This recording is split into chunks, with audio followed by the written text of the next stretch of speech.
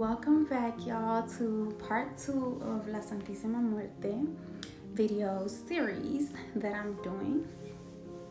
Another evening special for you guys. So I just went ahead and made this video for y'all just to give more clarity, and because I feel like Niña really does want me to go into detail about the misconceptions, the lies, and the truths about La Santísima Muerte. So we'll jump right into it.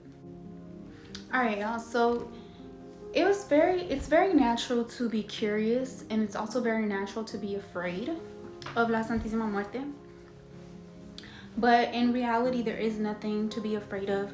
Yes, she is death, but death is not the person that kills you or takes your life.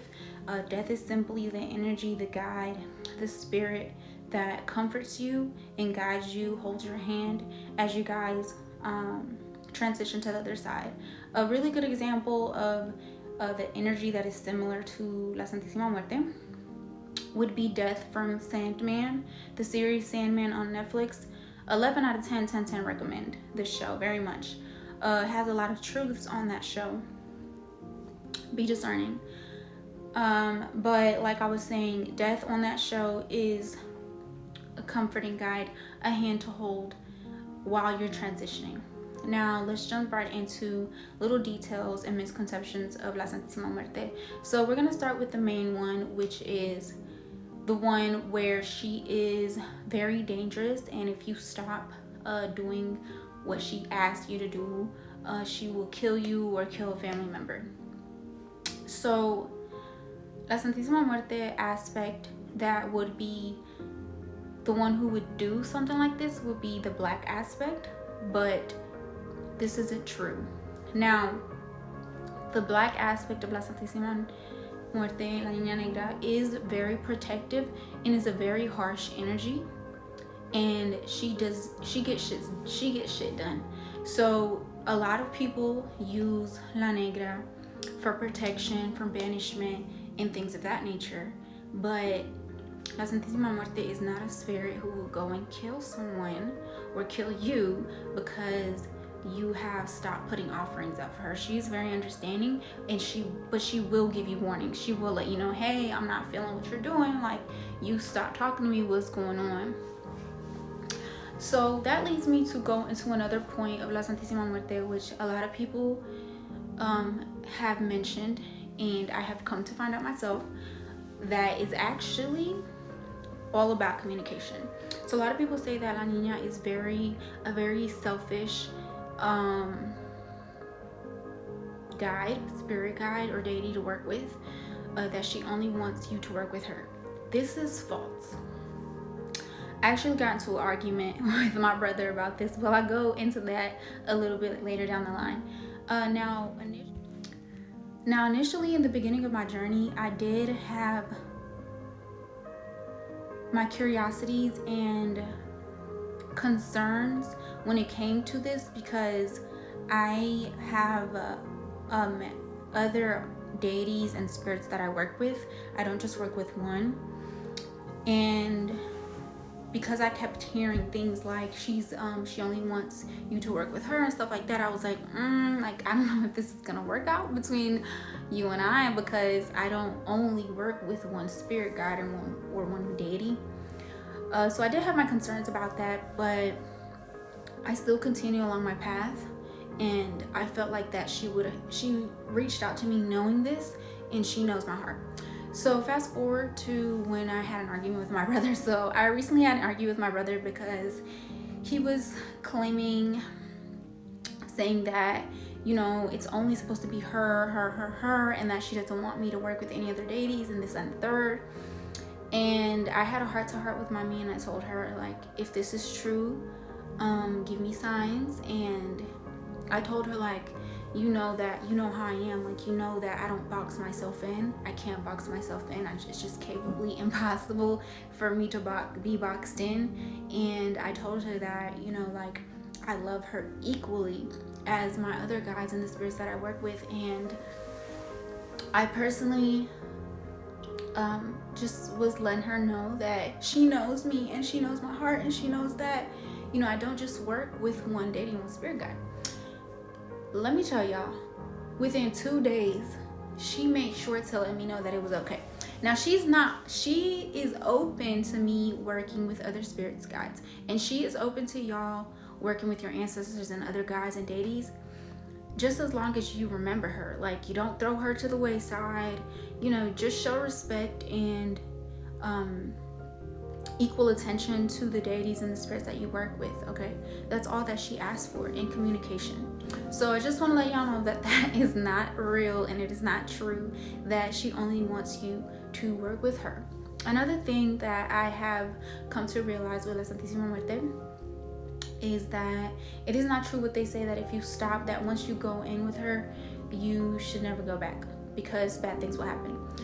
Again, it goes back to communication. It goes back to communication and what you talk to her about, what the things that you guys agree on.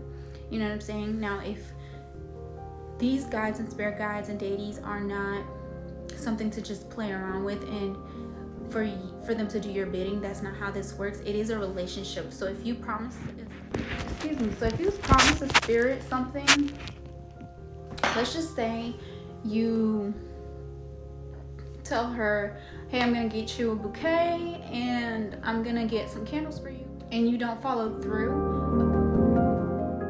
of course she's gonna feel some type of way and she's gonna remind you, but she's not gonna go kill your brother because you didn't put some candles on her altar. Now, there are levels to this, because there are people, for example, in the how do I say it?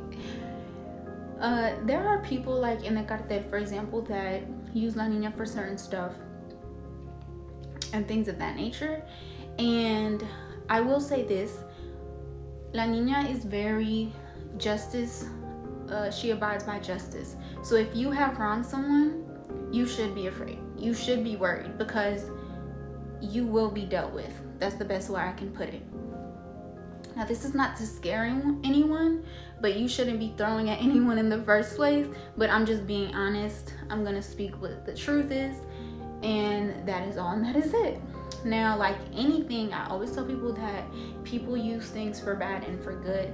But mommy is not one of those spirit that is just going to do bad onto people just because. She's going to do her research. She's going to find out the truth of a situation. And if that situation calls for her to bring justice for you, then that's what's going to happen. So again, like, Santísima is very understanding. She's very caring, very mother-like energy. The different aspects of her are very different, and they do carry different energy. La Niña Blanca is a more calm energy, and each aspect has its own purpose. I personally work with La Niña, so we do works together. Actually, and she will guide you, like I said.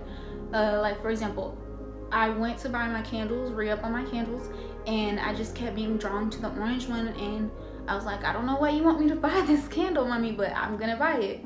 And yesterday I lit the candle up, and she revealed to me what the orange candle does and what her orange aspect does. Now, let's say, for example, her red aspect, La Niña Roja. La Niña Roja is very good for blood work, and what I mean by that is like clearing out generational trauma and things of that nature, things in your bloodline, healing your bloodline, literally healing your own blood, filtering from toxins and things like that. So, you know, you have to do your research and you have to let her guide you.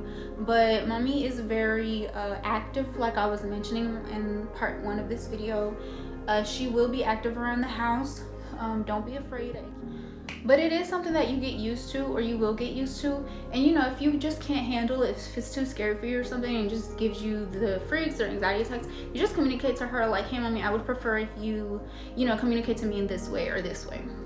But she will give you signs every step of the way, whether that be animals, people, like all types of signs, however you ask them.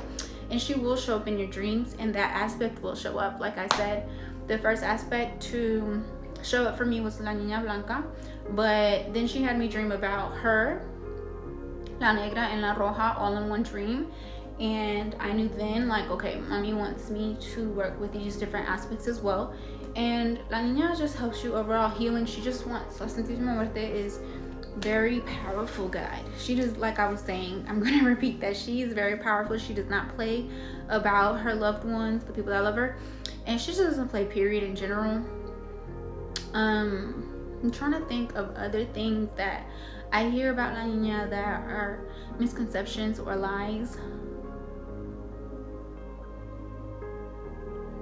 I really feel like I've covered most of the things that people say about La Santísima Muerte that is not true. But La Santísima Muerte, like I said, is a very powerful and healing guide. She's very, very mother-like, and she will have your back. You could talk to her, you know, like, just chill, like any type of way. Of course, always be respectful. La Santísima Muerte is not very picky as far as her offerings, as long as it comes from the heart, and she will be able to feel it. So just make sure if you're gonna pray or you're gonna talk to her, it just always is intentional and not rushed or anything like that. Just do it when you have the time, where you can really sit down and devote that time to you and her. And if you guys have any other questions or things that you want me to cover about La Santísima Muerte, please feel free to comment, like, underneath this post, or you can personally DM me. Follow me on Instagram at Saraisaina, and I really pray that you guys enjoy, that you guys may be blessed, and stay in your power and stay grounded.